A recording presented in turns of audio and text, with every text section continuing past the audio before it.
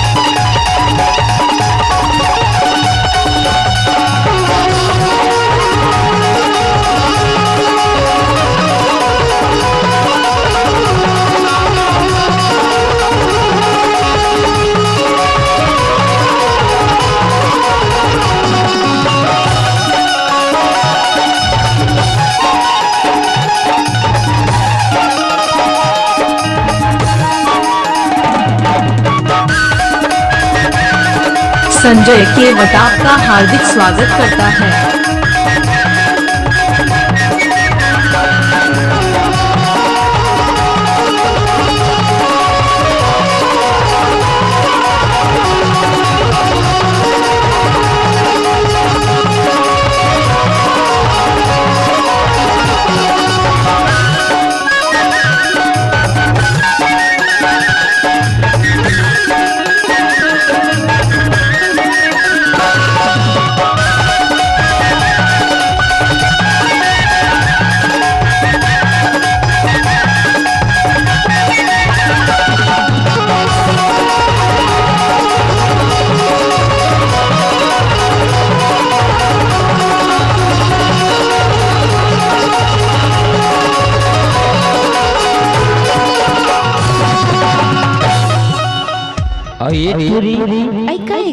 अरे सुना वो जबले भी निकले हसीना हमारे बगल वाले भैया की कहना का है बताओ और तोरा हंसना रेंगना बोलना और छाती मांगड़ सो अवेरे करूँगा अवेरे गोलैदा अवेरो गोरा को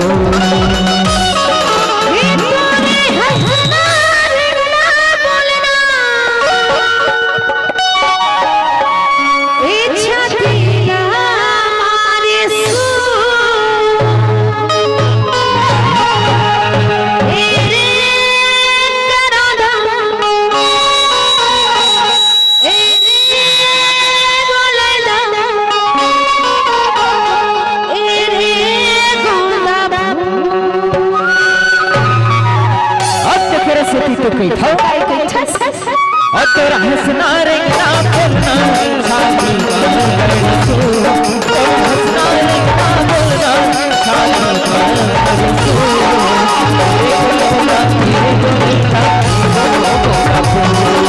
तेरे गलना तेरे गलना तेरे गलना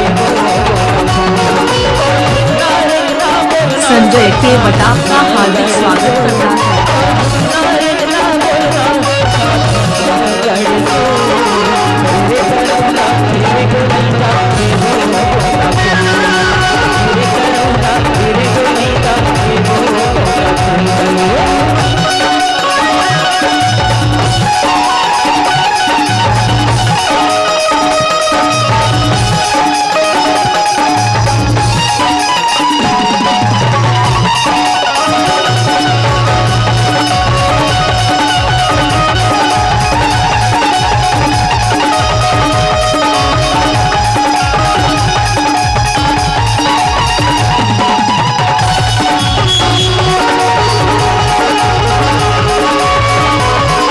संजय केवट आपका हार्दिक स्वागत करता है।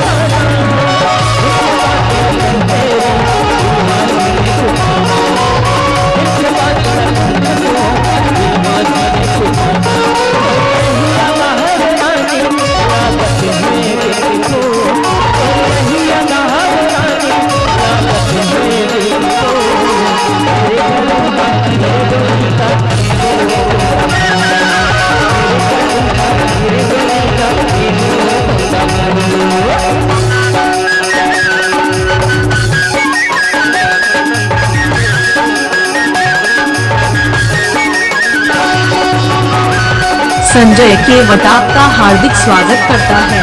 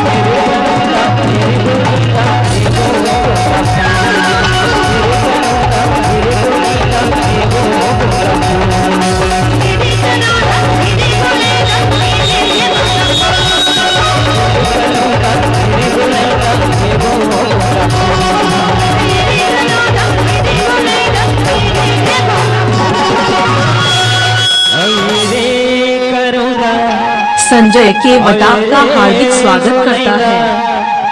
अबे वो गोदा